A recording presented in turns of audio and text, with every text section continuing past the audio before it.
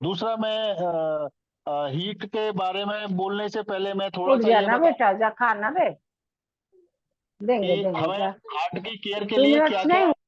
जो हमारे common investigations हैं, वो हमें क्या क्या कराने चाहिए जिससे कि हमें ये पता चले कि हमारा हार्ट है वो सामान्य रेंज के अंतर है। आप सभी लोग यहाँ पे डॉक्टर हैं, पैरामेडिकल हैं, या जो भी हमारे डॉक्टर नहीं है, वो बहुत कुछ बहुत श्रोता होने के नाते बहुत कुछ जानते हैं।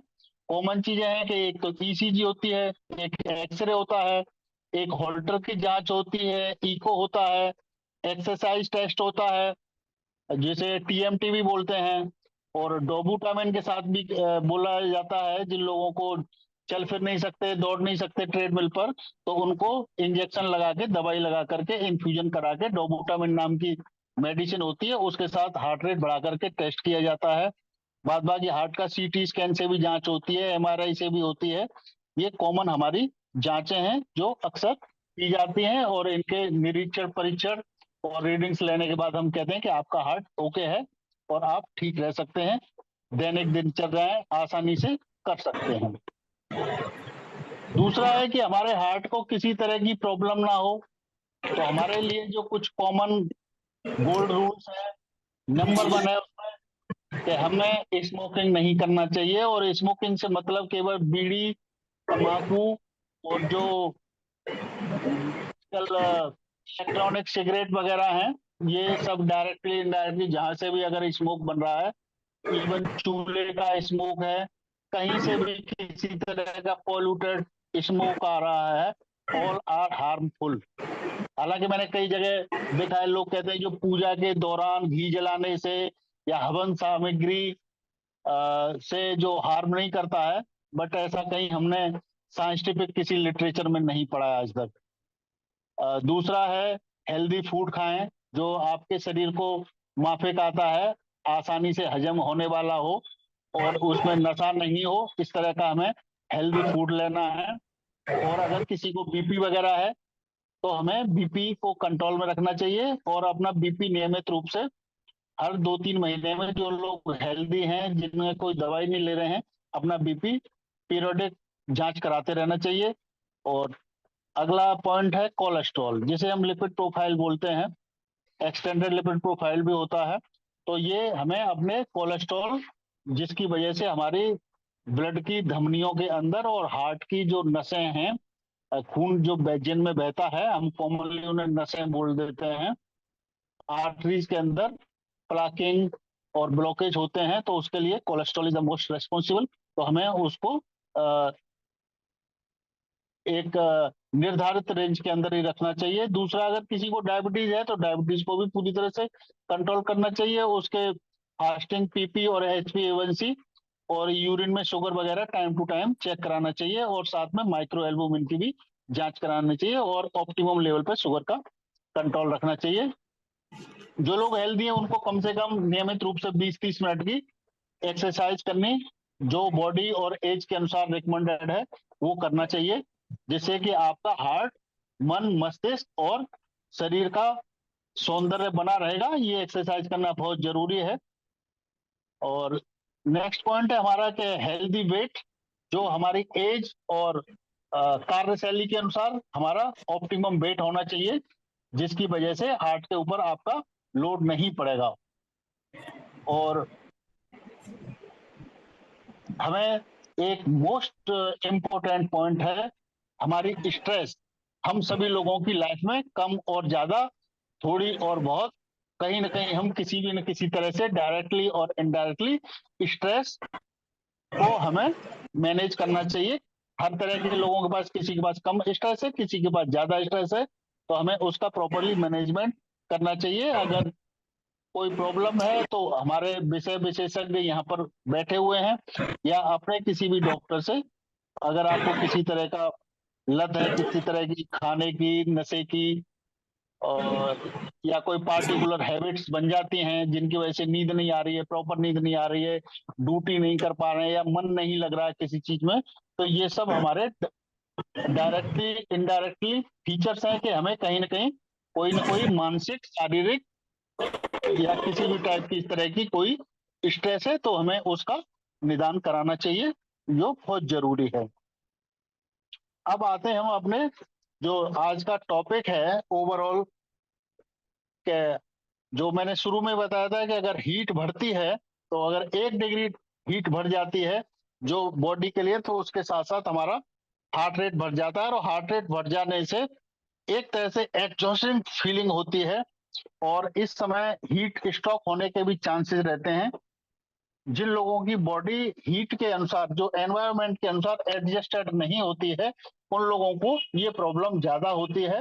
हमारे मजदूर भाई हैं जो दीवारों पे काम करते हैं, दीवार बनाने का काम करते हैं, कंस्ट्रक्शन इंडस्ट्री में ईंट पत्थर और गिलाई का काम करते हैं, कड़ी धूप में उनके ऊपर कोई छाया नहीं होती है, और वहां पर भी वो मैक्सिमम 40-50 इवन के 55 डिग्री तक वो लोग काम कर लेते हैं सिंपल पानी पी करके, क्योंकि उनकी बॉडी उस वातावरण के अनुसार धीरे धीरे सुबह से लेकर दोपहर तक और शाम तक लूओं में काम करके अडेप्टेड हो जाती है, और बहुत सारे लोग उसे टॉलरेट कर लेते हैं।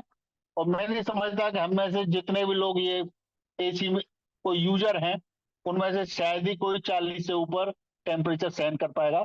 आधा 1 घंटे में हम लोगों का हालत खराब हो जाती है, पसीने पसीने हो जाते हैं, लथपथ हो जाते हैं, और डिहाइड्रेशन हो जाता है। डिहाइड्रेशन में क्या है कि हमारे जैसे ही पसीना ज्यादा आता है, तो सोडियम, पोटेशियम, कैल्शियम, मैग्नीशियम, जो भी हमारे बॉडी के अंदर के लवण पदार्थ हैं, वो बाहर निकलने शुरू हो जाते हैं, और हमारा बीपी फॉल कर जाता है। हमें बहुत सारी प्यास लगती है, हाथ पैरों में हीट होने की वजह से क्रैम्प्स आने शुरू हो जाते हैं, और न्यूरोलॉजिकल डैमेज भी होने के चांसेस होते हैं। और जब डिहाइड्रेशन की कंडीशन में शुरू में नसों में बेजो डायलिटेशन होता है, और जब बॉडी कोप नहीं कर पाती है, तो बेजो कंस्ट्रक्शन से हीट स्ट्रोक होने के बहुत ज्यादा चांसेस बढ़ जाते हैं। और डिहाइड्रेशन हमने बता ही दिया है, तो इस तरह जो लोग अगर बाई दी चांस अगर बाहर बॉडी के जो टॉलरेबल टेम्परेचर नहीं है, अगर उससे बाहर अगर आप रहना पड़ रहा है, तो उस समय हमें फ्रीक्वेंटली पानी पीना चाहिए। और गर्मी के मौसम में हमें वैसे भी घर से बाहर निकलने से पहले आधा 1 गिलास पानी पी के निकलना चाहिए। और हमें इस तरह के जो तरबूज, खरबूज, जिनमें ज्यादा से ज्यादा पानी है, खीरा है, ककड़ी है, ये सब सीजनल साग सब्जियां, फल फ्रूट्स का प्रयोग करना चाहिए, जिससे कि सामान्य आदमी भी इनको थोड़ा थोड़ा लेता रहेगा, तो उनको ये हीट स्ट्रोक और हीट क्रैम्प्स और डिहाइड्रेशन की प्रॉब्लम्स नहीं होगी, क्योंकि डिहाइड्रेशन में बीपी फॉल करता है, और फिर उसकी वजह से प्रॉब्लम हो जाती है। तो ये इन सब से हमें बचने के लिए, और उल्टी दस्त लगने के भी इसमें बहुत ज्यादा चांसेस बढ़ जाते हैं, और एक्यूट गैस्ट्रोएंटाइटिस में कन्वर्ट हो सकता है। तो इसलिए हमें इनके जो एक्यूट जो लक्षण हैं उनको तो हम देखते ही हैं, साथ में लॉन्ग टर्म जो लक्षण हैं उनका भी हमें भली बात नींबू पानी या सादा किसी भी तरह का जो ओआरएस वगैरह उपलब्ध है, मार्केट में बहुत सारे फैंसी फैंसी इस समय पेय उपलब्ध हैं, कोल्ड ड्रिंक्स अवेलेबल हैं टेम्परेरी रिलीफ के लिए, तो हमें वो सभी का प्रयोग भी समय के अनुसार करना चाहिए।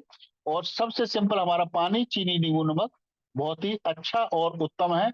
और हम डायरेक्टली इनडायरेक्टली इस मौसम में पुदीना की चटनी वगैरह है, इस तरह की जो चीजें जो सॉल्टी हैं, अगर इन्हें कोई नुकसान होने के चांसेस नहीं है, तो वो ये सब ले सकते हैं। चटपटी मसालेदार बहुत सारी चीजें आप देखते हैं मार्केट में उपलब्ध होती हैं, और बस स्टैंड पे आप जाएंगे, रेलवे स्टेशन जाएंगे, मार्केट में जाएंगे, तो मसालेदार बहुत सारी चीजें होती हैं, और खाने को भी मन करता है खट्टी मिट्टी चीजों को।